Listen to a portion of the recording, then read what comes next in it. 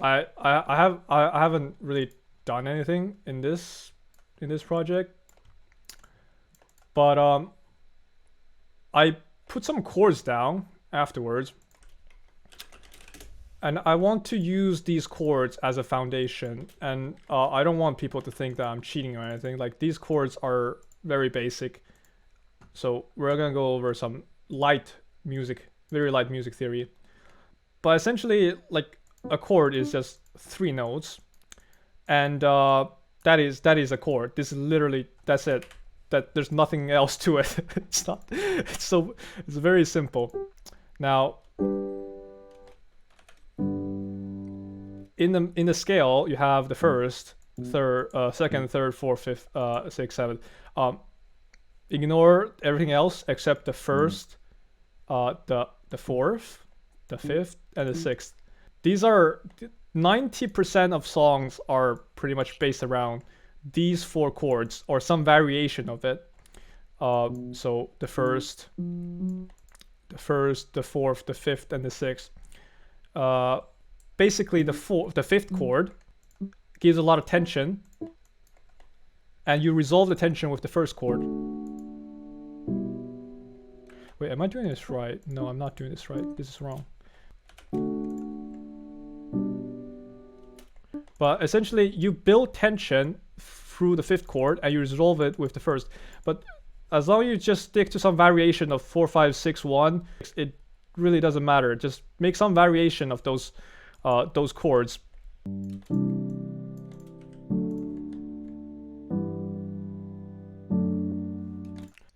This is what I'm going to try to work off of. And I tried to write a lead melody here as well. So for lead melodies, the best suggestion I can give is just try to sing it in your head. And I just started with this and I haven't finished it.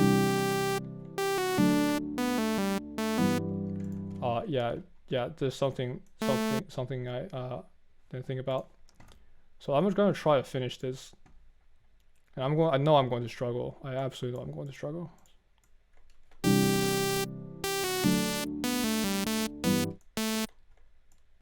Yeah, like my brain completely like fucking freezes when I do this live. You know what I'm saying? Like this.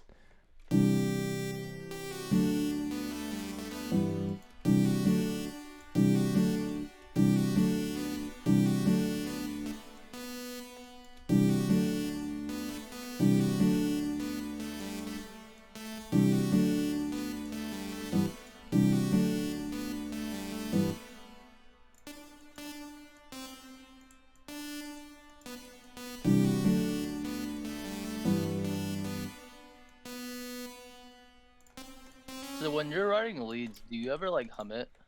Yeah, actually, like a lot of times I try to sing my idea, and I often go into FL Studio with an idea in mind already. I'm just trying to put it into the DAW. That's yeah, that's what I usually try to do. Someone brought a really good point after I posted a video last week, and said, he said, one thing I have figured out now, which is why I am kind of a bad producer, is that I can never get any ideas from my head into FL, but I seem to be okay at mixing and mastering, which is weird.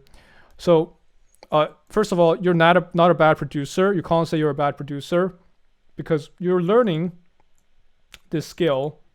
So everyone's gonna start out, not really understanding how to do this. Your struggle just seems to be that you have a difficulty translating your thoughts into this canvas of music.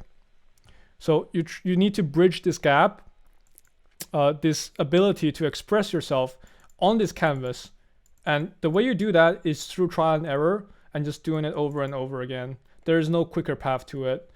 There's no like fucking 4-hour. I mean, okay, if you buy FL Studio some course, so that's really good. Okay, maybe it will help you quite a bit, but really like 1 or 2 tutorials aren't gonna cut it. So you just need to like experiment. That's all I'm saying. Da, da, da, da, da, da.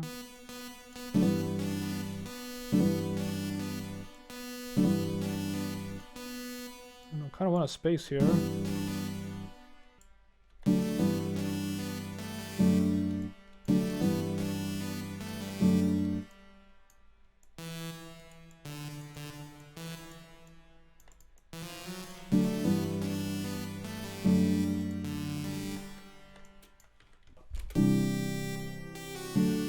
One idea I kind of heard is it's kind of expensive because you have to have Melodyne for it, but just like kind of like sing like something like generic in the Melodyne and just take the MIDI and go ahead and find like your little preset for it. You know what I'm saying? Yeah, you just like you're singing into Melodyne, right? And then you just like pitch correct it. Cause you already have the melody there. It's like you sang it. I was more talking for people who don't like know music theory and stuff. You know what I'm saying? Where Right. like they just got a sample and they got like a lead in their head. You know what I'm saying? Where they're like duh, duh, duh, duh, duh, duh, duh, duh, and then like they take the vocal wave and then turn it into MIDI. Yeah, you can do that in FL as well if you record. Like if you have a sample. Let me see if I have a sample. Some thought. Not fair. I just don't know if Logic has something like that or not. Okay, so to demonstrate the idea is that when you have like a sample, you can record, like if you record in FL, you get the sample, and what you can do is, wait, that's so weird. Is it in pitch? Is it in Edison? Oh yeah, so Edison, you have to go to tools, and then you send playlist, you convert score and dump to piano roll. That's actually really useful for a lot of people. You can pretty much turn this sample into straight into MIDI. Yeah, it turns it into MIDI. I didn't know if FL Studio could do that. You can do this in Ableton as well. Hey, what version? I have live though, or live. Sorry. Live, right? Live. Yeah. Ableton Live. I think you can do this in Ableton as well. Let me check. All right. So we got Ableton here, and let me just wait. Me sample packs.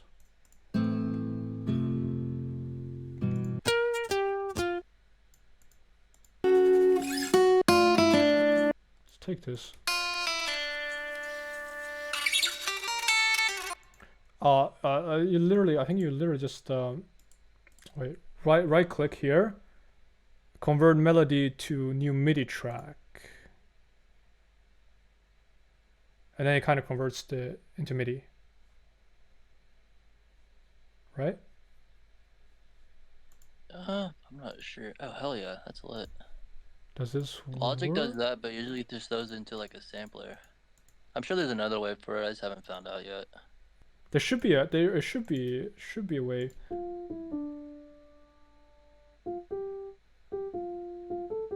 Yeah, it works in Ableton. I mean, I have Ableton, so I could probably just try that Yeah, out now and then. yeah. This is dope. It Yeah. helps I've out a been lot. meaning to move over to Ableton. It's just like I know everything on Logic. Yeah, yeah. It's like you're stuck. I'm stuck in the comfort zone of FL Studio. I'm just like, I've made songs in Ableton, and I loved it. I loved it, but I just like I just like, this is my guilty pleasure, just sticking to FL Studio. You come home from work that day and you're like, oh, I just want to write some shit and I think about like where the controls are and stuff. Exactly. I do think I'm gonna switch to Ableton next year though. Like honestly, I can't stand FL Studio with like so many problems. I feel like switching to Ableton is just so much more convenient. But yeah. All right. Let's continue.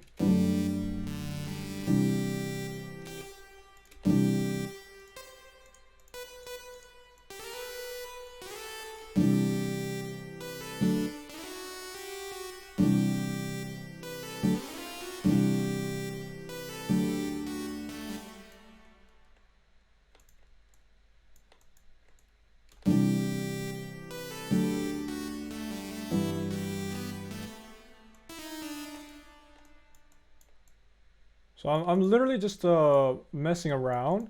I'm not thinking about like what exactly I'm trying to write, but I'm taking the previous section and just adjusting the notes a bit for the second section.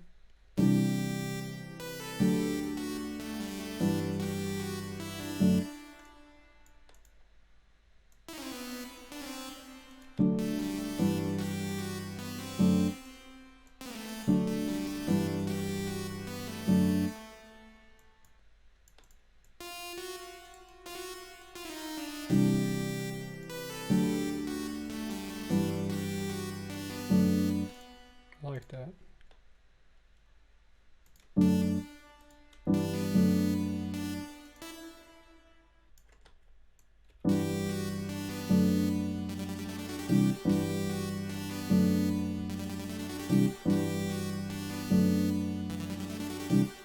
So we've got the chords, we've got the lead. So I'm just gonna make a basic saw chord and layer a bass beneath it.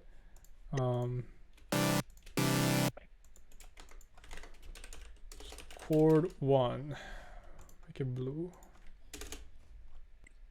And literally all I do in here is I put the unison up, and then I do hyperdimension a little bit, and just multiband OTT.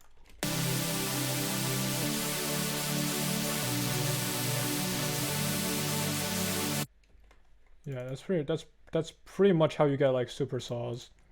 Very simple. And then you can layer, like, you can turn on oscillator B and then just turn it 1 octave up.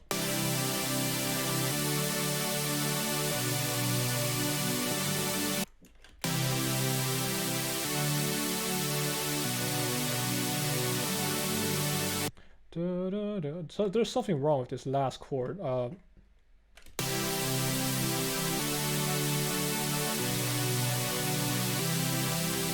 That sounds better. What did I do? Oh, I just went back to the fourth. So this is the fourth. No, yeah, this is second, third, fourth. This is the fifth. This is the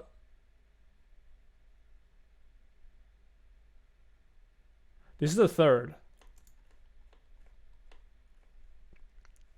This is the third, and then I'm going back to fourth. We'll stick to this.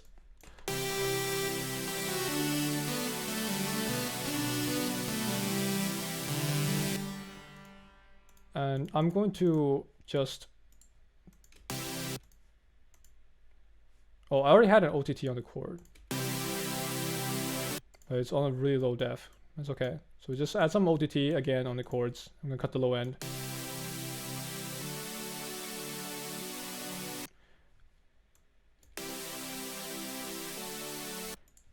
And I sometimes debate like how much I want to cut. I mean, you can cut quite a lot.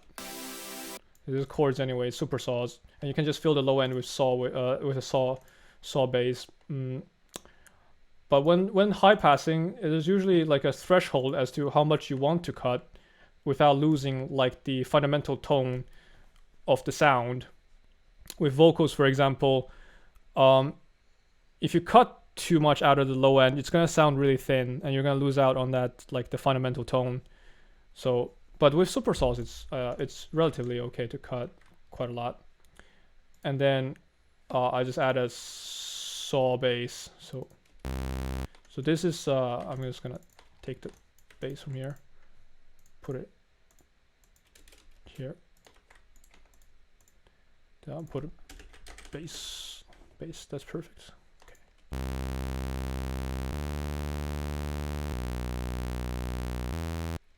And saw like a bass, like a saw bass. There's many basses you can make. Obviously, you can literally just do a detuned unison saw bass and then put some distortion and then call it a day.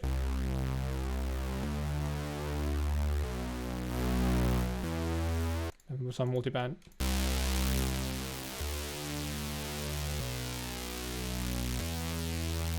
like this works.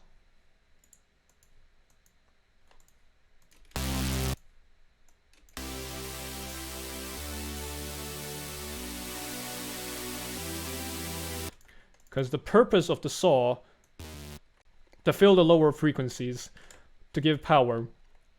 So it doesn't, in that sense, matter too much. But what I like to do is I like to do this thing where I, no, not the preset. Where's the waveforms? Yeah, right. So what I like to do is, okay, I'm gonna start over in the initial preset.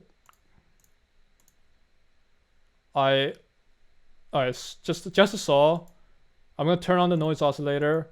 I'll take a bright white noise. And I'm just gonna crank the distortion up.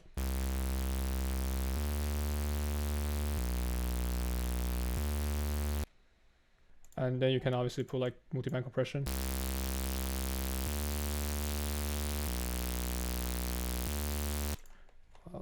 This last note is bothering me.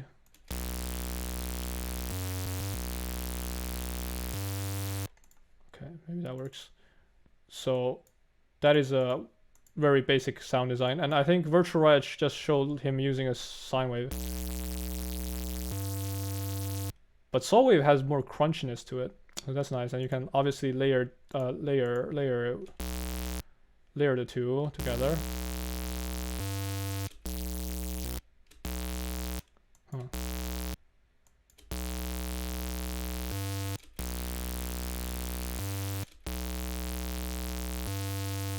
So it's just experimentation what you want to do. You gotta use unison with it as well because you're a freaky guy. And then just make sure to cut the low end in a somewhat fashionable way, and then put a sub beneath it. That could be in, a good bass. But I'm just gonna use a saw wave.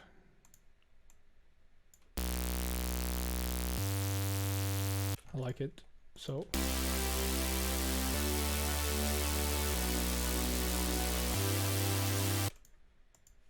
And then just, I'm gonna high pass it as well. And then what I'm gonna do is, I'm gonna take another serum, and I'm just gonna call this one sub bass.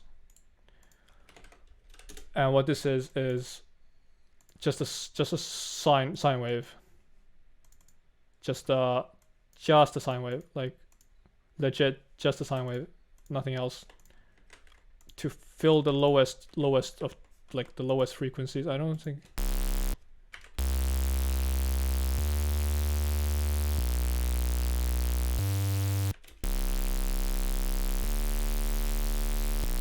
Yeah, you kind of have to debate as to what octave you want the sine wave to be. G major is usually a really good. It's usually a really great scale for the sub. That's what I've personally noticed. I hear people say like you can use A major, B flat major. Those work really well as great as well. Because when you have the G note here, you can play around like which octave you want the sub to be in, and it's pretty much always gonna sound pretty good. And then these notes, these chord, the fundamental notes of the chord, they're pretty close to G, so that's why it works pretty well. So that's something I personally noticed. If someone else has noticed something else, then they can put it in the comments. And then I kind of limit it. I like to limit my my sub.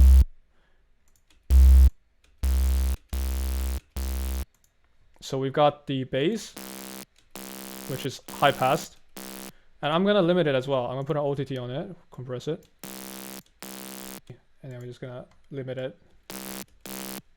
What I usually do is I just soft saturate it so that it cuts everything above 0 decibels, and it's gonna introduce some distortion. Yeah. And you have that on the sub, right? I'm the not. Limiter. Yeah, I have a sub on a limiter on the sub as well, but it's not soft saturating. It's compressing. Oh, okay. Actually, it's limiting. It's limiting. Yeah, it's limiting. So I want it to be sausage. I want it to be sausage, which means that there's no variation between the loudness of the different notes. Because there's small difference between like the volume of different notes. Higher frequencies are usually louder because they have more energy behind them. So I want to limit it and have it sausage. So that's pretty much the bass. Like that's literally the bass. That couldn't get any simpler than that. I hope no one expected anything crazy. But I'll do some more complicated basses later on, obviously. But let's just stick to this for now.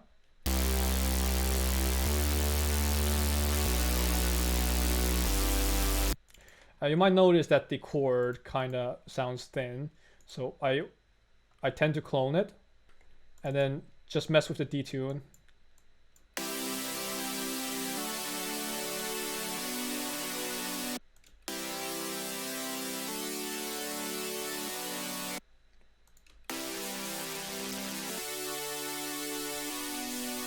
And then make it like 1 octave up or something. Or you can use a completely different like wavetable as well, because it's gonna sound different. This is not the best.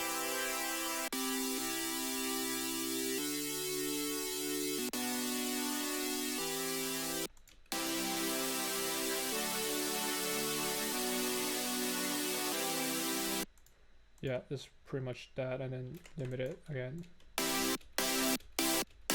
And I want to make sure I don't like. You want to make sure you don't crush it, like this. That's not too much, but because it's gonna distort, and it's not gonna feel too good if you distort it too much. And just like after the OTT of the saw wave, I'm gonna put another EQ just to make sure.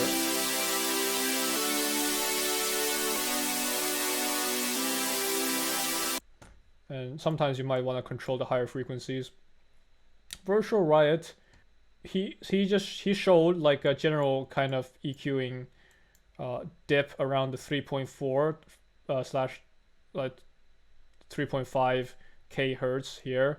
This is like a frequency that becomes problematic as the volume gets increasingly louder, and it's called the Fletcher-Munson curve. So there's going to be there's going to be a difference in frequency response of the human ear as you turn the loudness up. So as you turn the loudness up for a song, the curve at which we perceive different frequencies changes.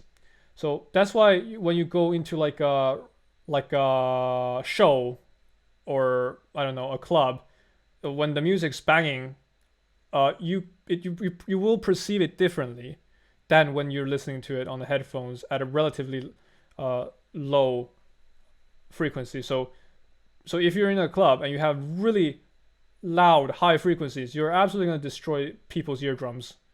So just want to be careful with that in that sense. And sometimes I like to introduce like a top lead, and what this is it's basically it's literally a saw wave. So top lead, it's literally a detuned saw wave on top of the chord. And the reason I do this is because sometimes the chord gets a little bit too mushy, and you don't differentiate the top. I wouldn't say the top melody, but you can't differentiate the melody exactly what's going on. So I like to add like a little bit of detuned saw here.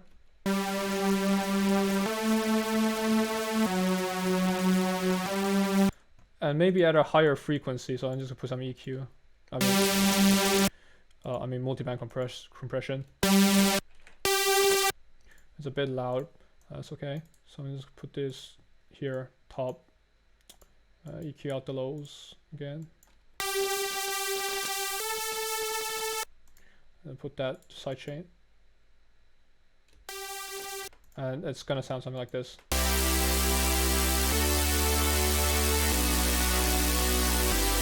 And without it, it sounds like this.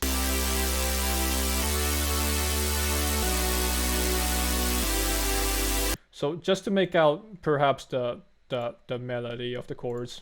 And after we've got the you know, the stack or whatever, we can start thinking about a rhythm or how exactly we want the drop to sort of play out. And this is where we go into the topic of dynamics. How do we use empty space properly? We can obviously just have like a drum loop playing in the background and then just the chords playing, and then we have the melody, right? And I'm gonna put a limiter on the lead as well.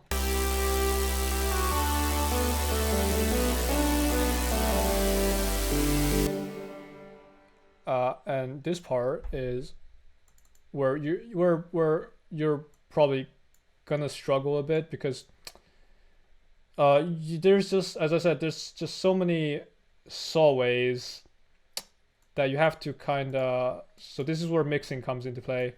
We have like the EQ of the chords, and then you have the EQ of the lead, and then you kind of have to like cut some cut some space into the saw where you want the lead to fit into. So where do you see like the lead fundamental tone being the most prominent? It's around here, around the 450, 500 to like 1,500. So we kind of have to cut some space from the chord here on the right EQ to make the lead fit.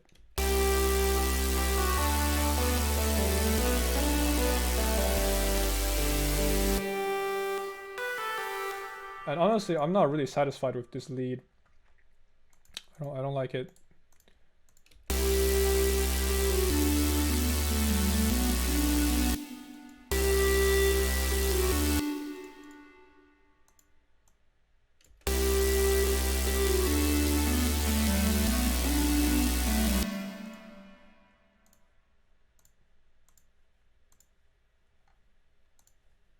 Maybe I'm just gonna use some random filter.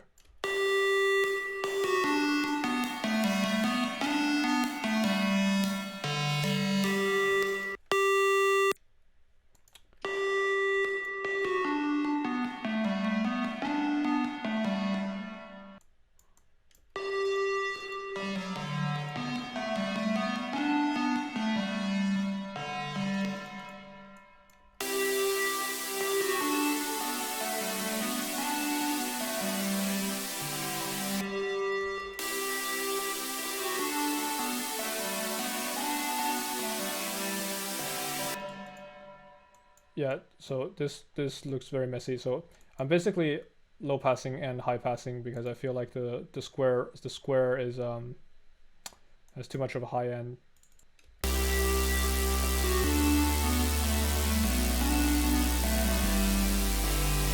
Like you can't hear the lead. It's just like having the leads in the mid section isn't the most optimal thing to do.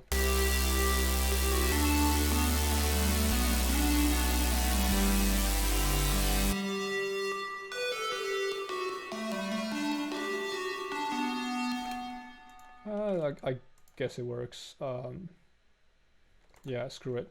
So my point was, we can just have the lead and chords playing, obviously.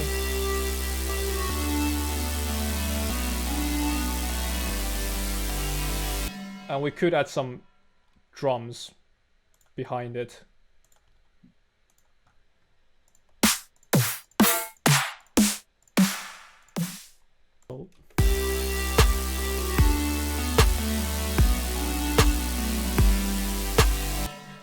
Like this is a beat. Let's just say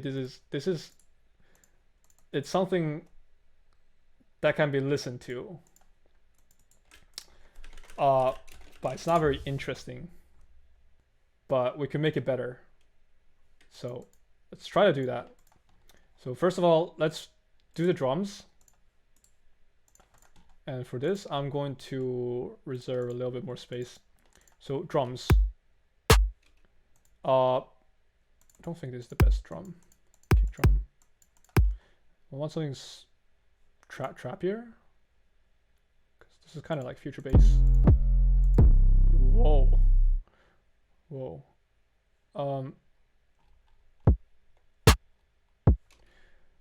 Yeah, so let's make a drum beat. And drum beats, just think that it's giving a rhythm, but you want the kick to not be random, but you want there to be like you kind of want the kick to lead a bit, in the sense that it's not dull. It's not just like kick snare kick snare. You want the kick to, you know, Bounce around a little bit. yeah, bounce around a little bit, so it's not static.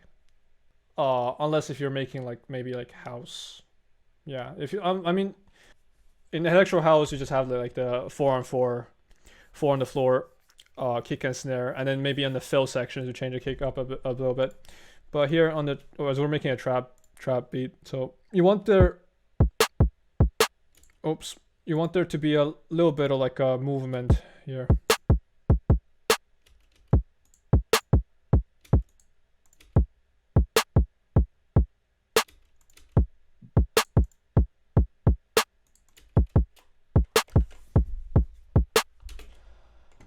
And yeah, this snare, it's not nice. So what I'm gonna do is I'm going to go to this. I'm gonna take some other snares, and I'm gonna layer it. I'm gonna layer some snares. And I love this part. So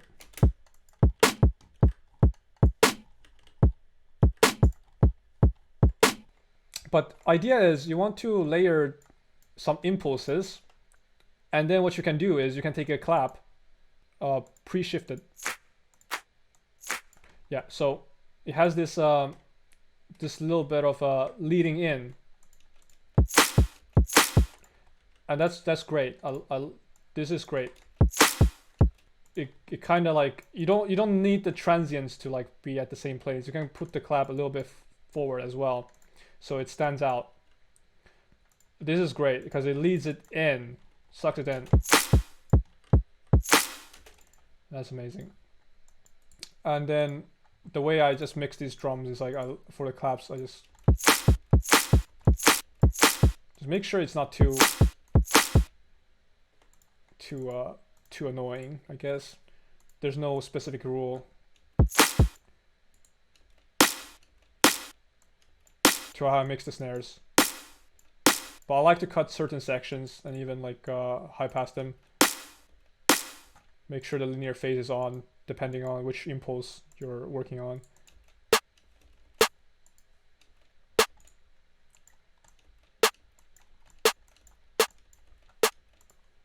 This one I can add some reverb. So this is gonna be like the reverb impulse. After reverb, I'm gonna make another EQ. I don't know why I wouldn't like just put a reverb then EQ. Like, so sometimes it's just out of habit.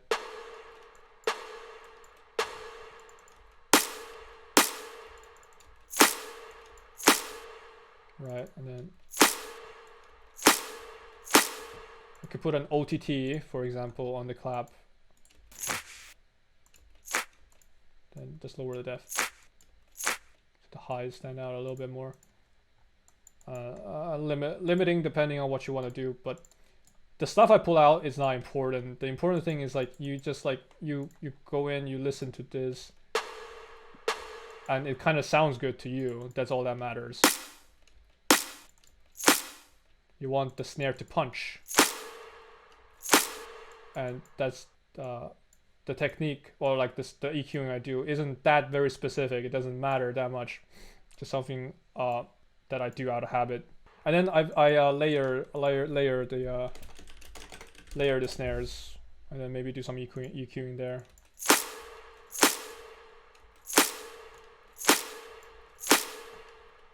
And I could do limiting, but I don't think I need to.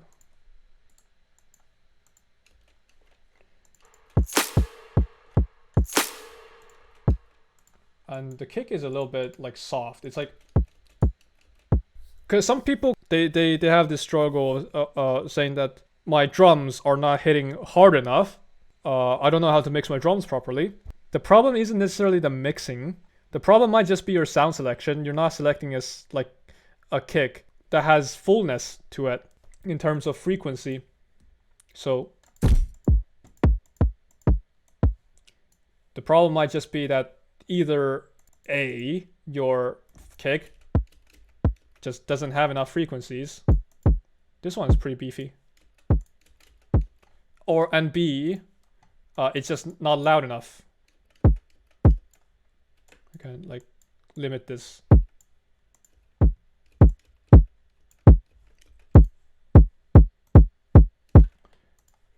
Yeah, maybe.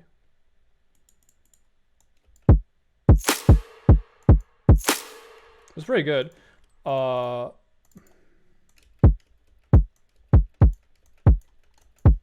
It's a bit boxy here.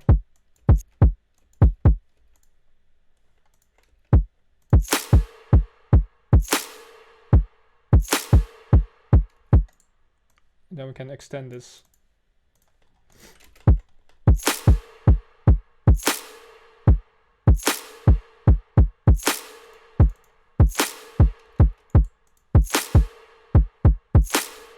Something like that could work. Selecting better samples and then just making sure they're loud enough. And then obviously sidechaining is a very big part of it. Because if you just have these things playing while you have the drums,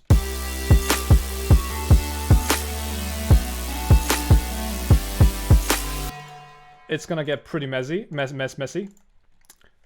Yeah, so sidechaining is very important. You want to make sure that like when the kick or snare is playing, you want to have some sort of like ducking happening, so that the frequency or like as the kick's playing, you don't want the bass or the lead, or as a matter of fact any of the instruments, to be playing when the kick is playing, to give the kick more space. I'm literally just using Fruity Balance to sidechain. So it's nothing. I'm just making like a volume automations here. I'm just pasting them onto the parts where the drums are playing. Are you sidechaining like the whole melody? Yeah, yeah, exactly. Yeah, I'm putting the space, the sub, the chords, the lead. I'm putting all of it into like a bus, like a sidechain bus, and then I'm just like ducking that. Sometimes you can have different levels of sidechaining. If you have like vocals, for example, you don't want as much sidechaining for them. You can, you know, you link the vocal, I link the vocals usually to just the master, and then I can do a little bit like lighter ducking on the vocals. So it's very, you can really like mess around with it. And this is probably not the most optimal way to do it either.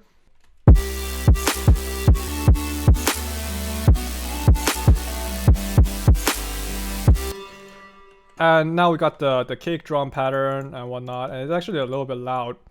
But it's actually good. It's good to have the kick drums be loud, because when you're mastering and you put in a limiter, the limiting acts as an extra layer of sidechain. I can't say it sounds good, but it has the potential to sound good. That's what I've noticed.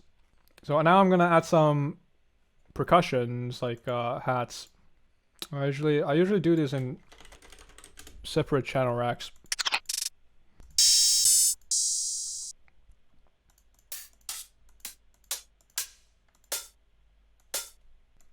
And for percussions, we're not gonna do anything crazy.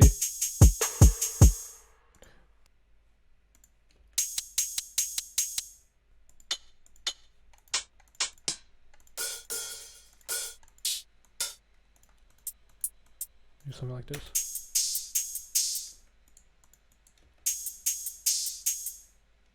Okay, that sounds better. Very basic. And then for the CH1, I can like add some, like a filler. It's not the best spot. So something like that.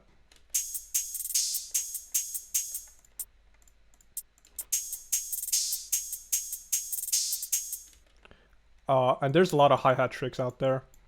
You can make the hi-hats 1 octave higher, and then you can go to like the note panning, and for each individual hi-hat you can do like a different panning, or you can do like a velocity release where you're basically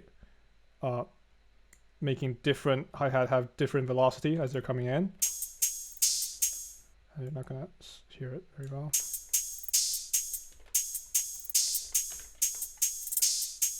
So there's a lot of tricks out there. Just like, I recommend anyone who's watching this video to just Google like 5 tricks for better, more interesting drums and whatnot. And then I'm just gonna put this into the mixing channel. And you know, you don't need to do this. I like to have all the elements in the mixer just because. There's no particular reason. There's some popular artists out there that I've talked to that only use maybe like up to 20 to 30 mixer tracks in FL Studio, but their songs bang like crazy. So really, it doesn't matter. So that's that.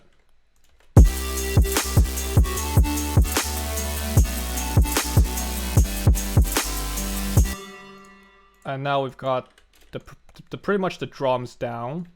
So yeah, that is that. Next up, we're gonna talk about dynamics, which is, you know, this section, it works.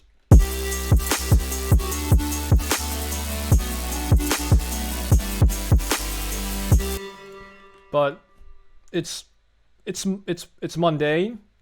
It's a little bit boring. There's not a lot of things to listen to. So here we introduced the idea of empty space. You've got the idea, you've got the fundamental thing down. Now you want to make it more interesting. What you can do is utilize empty space and dynamics. Now, what is dynamics? Dynamics usually refers to the idea of how quiet and how loud something is. So let me, as an example, I'm just gonna use this for visual reference to have something interesting here. Okay, perfect. So we got a cymatics violin. I'll put it here in the mixer track. I'm gonna put a Maximus on it. So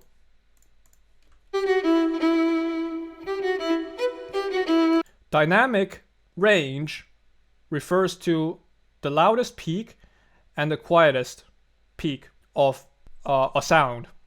And why this is important is because if you have something that has no dynamic range, so let me just pull this up and it's gonna sound really annoying.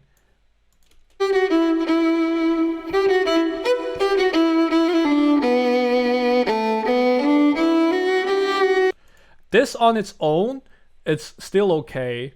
It's been limited. So this is a sausage. This is what we call a sausage because there's no dynamic range here. This on its own might sound okay, but when you put this together in a group of instruments, if every instrument is like this, it's not gonna sound good at all.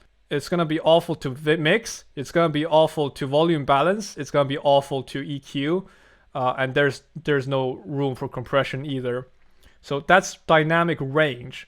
Now, what I'm referring with the idea of dynamics is that in a song, when you have something like this,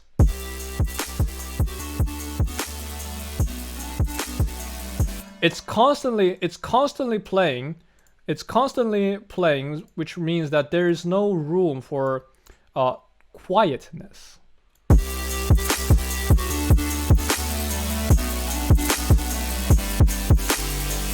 So think of this as a sausage. Think of this section right here. It's sausage. It's been sausaged. It's not very interesting because it's constantly playing. We want to introduce some sort of dynamics here to make this section more interesting. What I mean by this is we can cut this section up, we can cut these chords up and make a rhythm out of it. Then we have empty space here where we can potentially put other stuff. So it's not constantly playing something. So now it's not constantly playing something.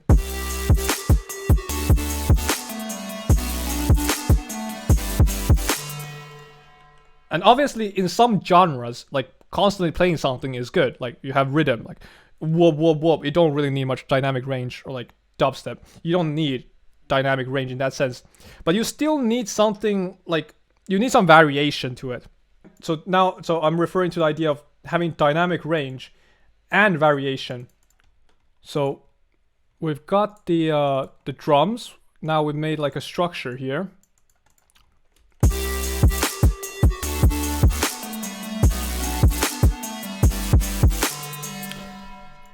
Very basic, right? I'm just cutting some space here in the chords. Now, all we can do is what I've taught before. We can employ some automations, reverb automations, to give some space.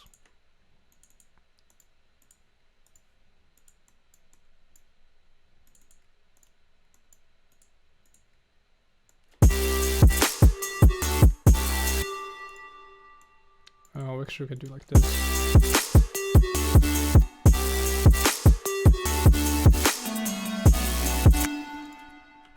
And I feel like we should have a kick here.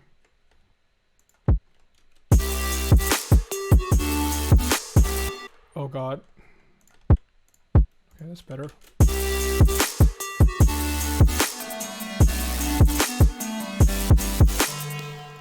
Alright, great. So this reverb automation isn't actually doing a lot, but let's just keep it here. Let's have some space. And then we talked about ear candy, but before that, I wanna just slightly show what you can do with like the chord stack itself. You can do automations with the chords, and this like the sub bass and the bass and the sub. You can link them to a channel. Call this chord stack.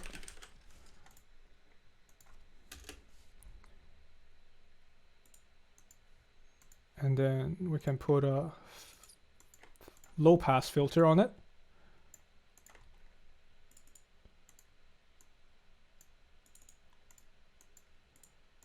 It's gonna sound like it's swooping in before the next chord.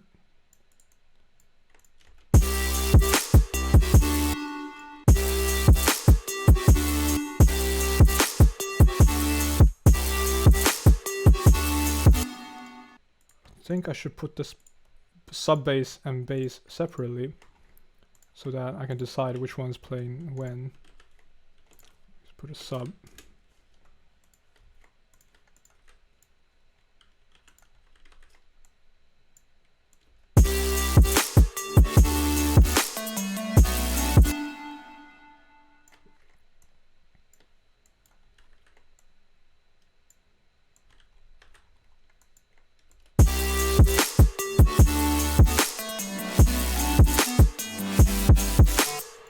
So that is very nice. We've got this swooping in effect before the next chord. And what we can also do is, since we have this pre-shifted clap here, we can take another snare. Something with a little bit more, how would you say, like more release, maybe like a dubstep snare. That's not what I wanted. Virtual, right? Okay, maybe this. And I'm just gonna reverse it. Just so that it doesn't have the transient exactly.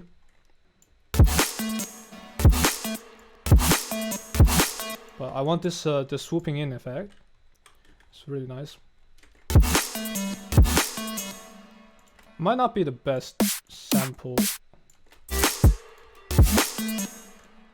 because you have this very like low sub. So that's, I don't want to include that. I want to include like the noise part.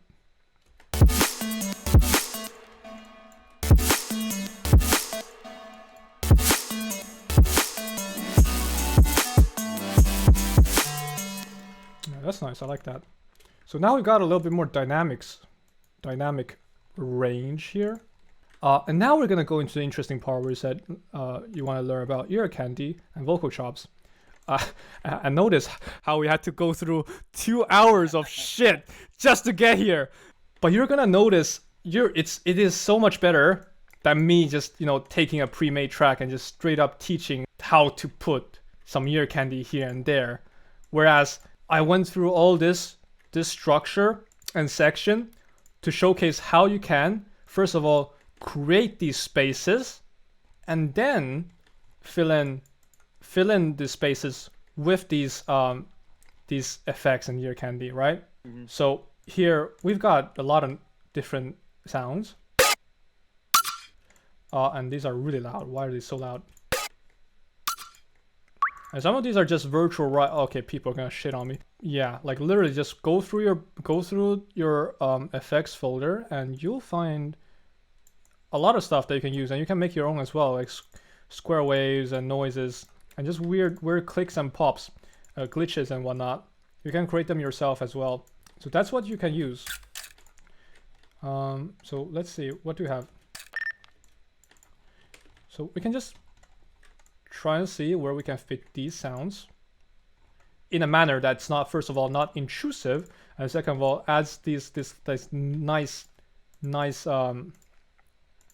transient poppiness perhaps to it.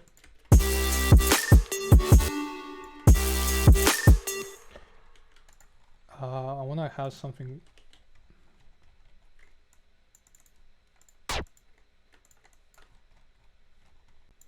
And also important thing is you might want to have them in places that they have a rhythm in a sense. So almost like a kind of like a background perk. Yeah, exactly.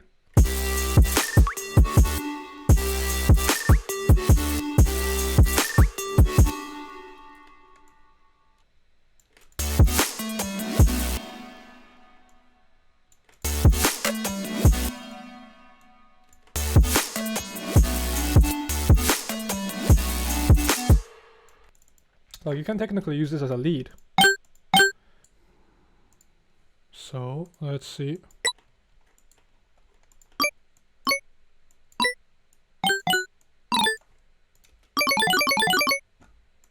Yeah, nice.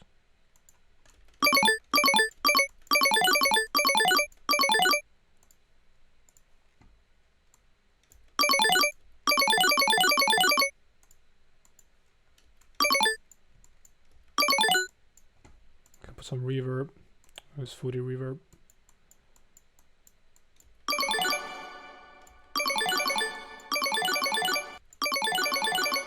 Majority of times what happens when you put a reverb just like flat on,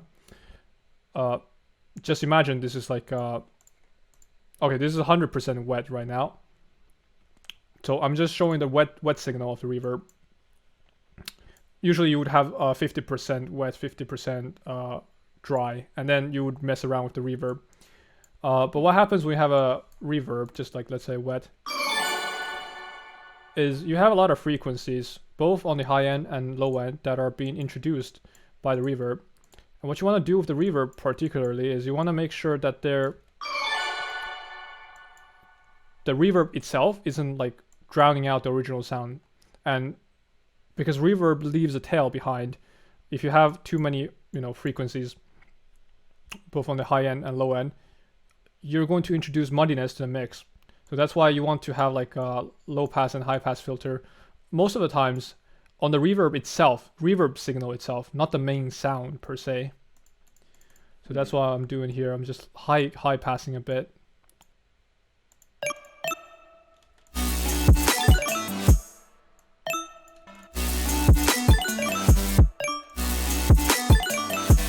Like eventually when you just like mess around, you'll find an amazing melody combination that goes along very well with the main lead.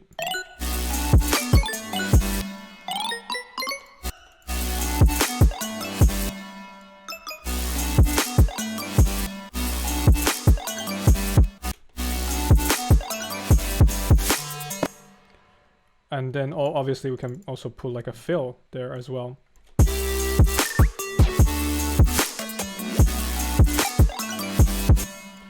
And obviously I think this actually doesn't really fit here. And there's actually too much going on as well.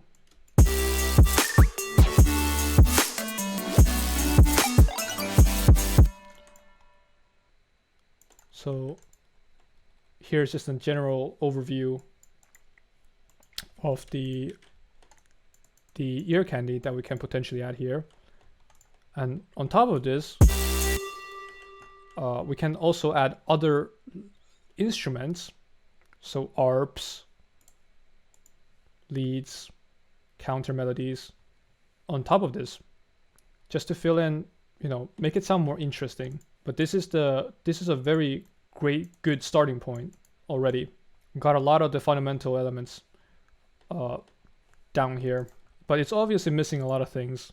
So the main thing that I feel like is missing is the sweeps. Always nice to have them.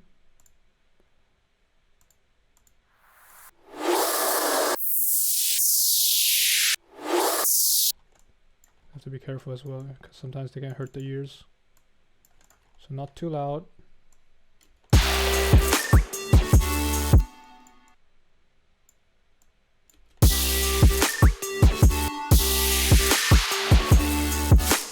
This is very loud.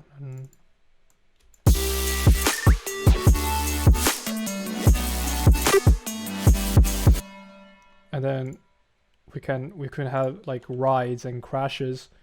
So we got more percussions on top of that.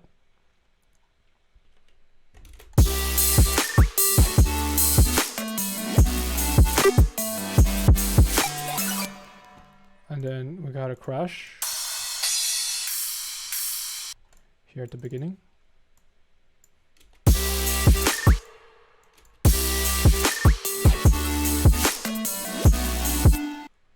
This thing's too loud.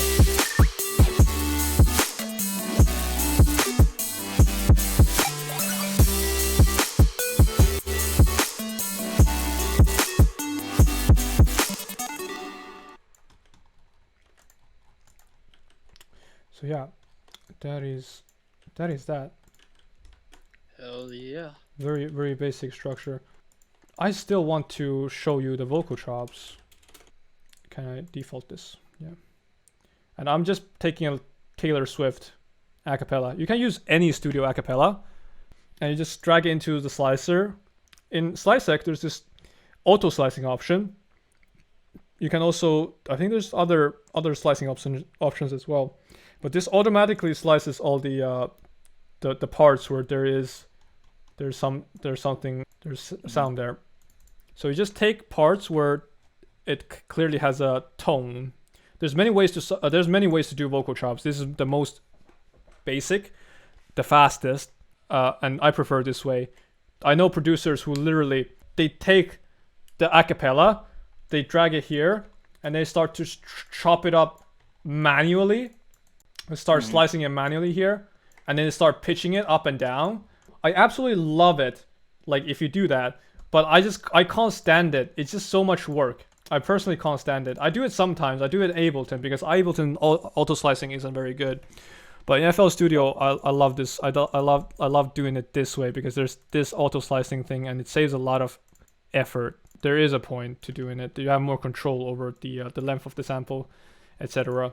But I just personally prefer it this way. This is just me. If someone wants to do it differently, that's absolutely fine. There's so many ways, and also have a video on like 3 ways to do vocal chops. If people want to watch that. So that is that. And all I'm doing is I'm taking an auto tune. I'm putting it in the scale of the song. I'm putting it at the fastest tuning possible, so it acts really fast. I'm not gonna go into the distortion yet. And then what I'm doing is, after I pull, let's say I've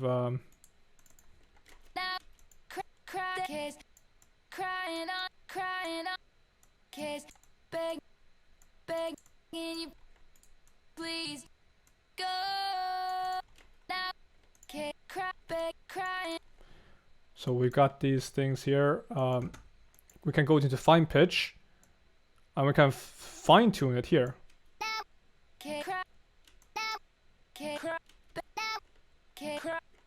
From this point on, it's just really just experimenting.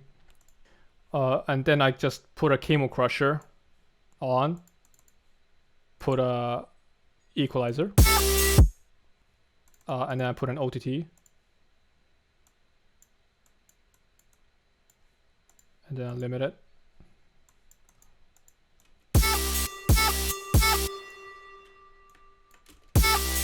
And then you can like put reverb after that.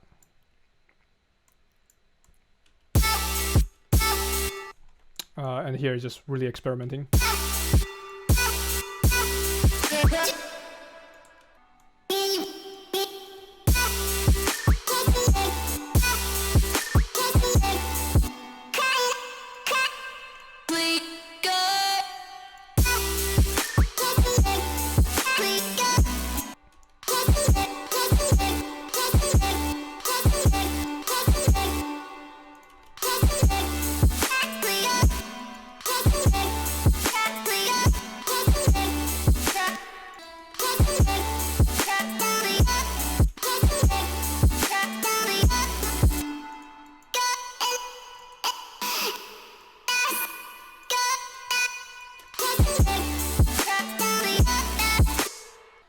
I would have never guessed it was that simple. Yeah. Especially like Taylor Swift acapella too. Like I never thought of that. And I have this religion of only using Taylor Swift acapellas. You want to avoid parts where there are harmonies. So you want just singular notes. Kind of just like one shots. Yeah, one shots, because there's basically, she's singing a harmony here. So basically it's a chord here. So this is hard to tune properly. It's almost impossible.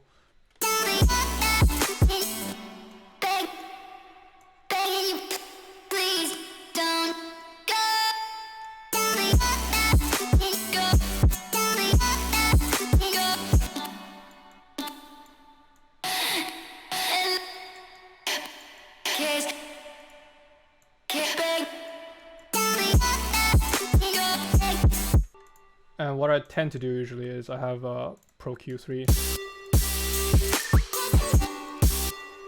And then I have dynamic compression going on with one of the EQ bands in the higher end. If it becomes too like, because I'm introducing a lot of distortion. Depending on the sample, but I'm usually like crushing this.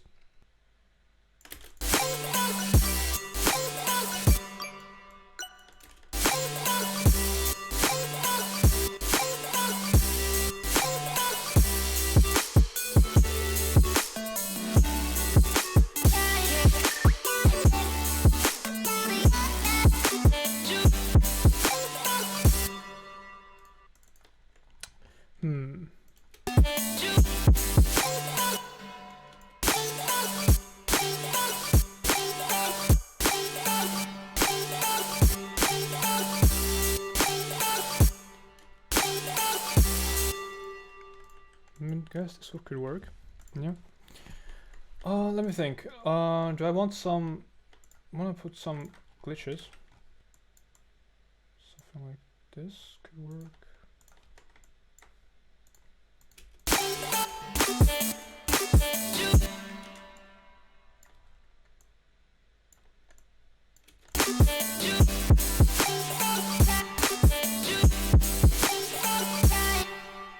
Yeah, that could work.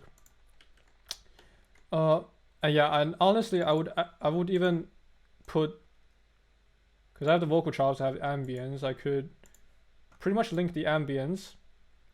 So I'm basically linking the reverb automation of the lead. Fuck, I'm not making any sense. I'm basically linking the reverb here on the vocal chops, the same reverb that is on the lead here. Okay.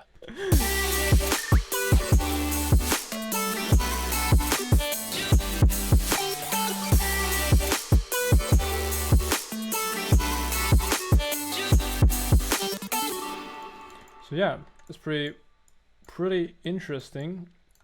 But yeah, it doesn't take a lot of effort. I mean, we did go through 2 hours of just sitting down and explaining what's going on here and there.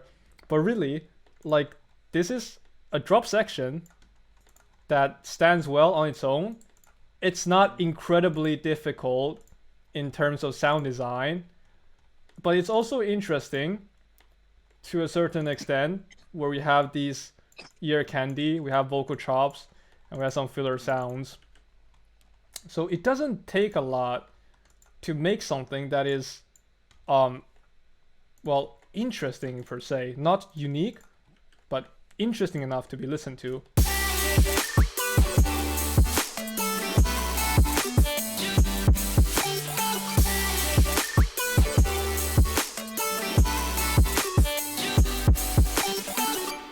And in a perfect world, I would actually, I'm gonna modify this.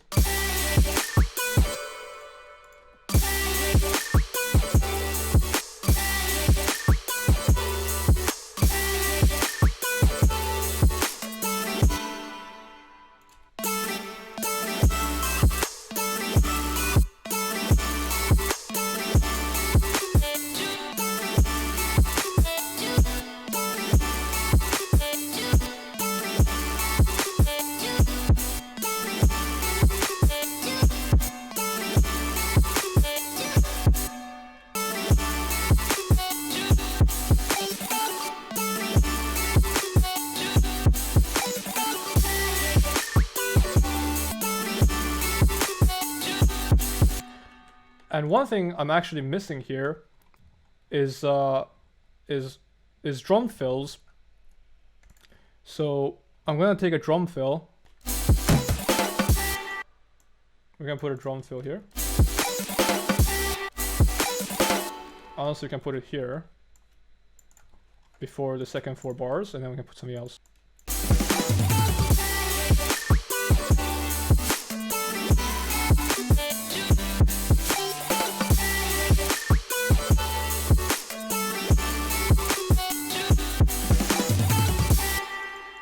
Yeah, that's pretty much that's pretty much that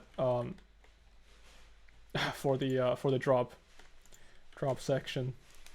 What do you think? Yeah. What do you think? Fucking lit, man. I answered a lot of questions I had. That's awesome. Good to hear that. And I'm a really big visual learner, so like this whole 2 hours and shit, this shit was awesome. Hell yeah. That's great, and I'm gonna put this on YouTube as well. And some people, a majority of people are not gonna watch this, and I think that's a good thing. This is for those people who especially struggle, like I did when I first started. But yeah, that is that. Do you have any questions? Shit, I changed the file before you. But do you have any questions? No, not really, man. Awesome. Okay. All right. So that is that.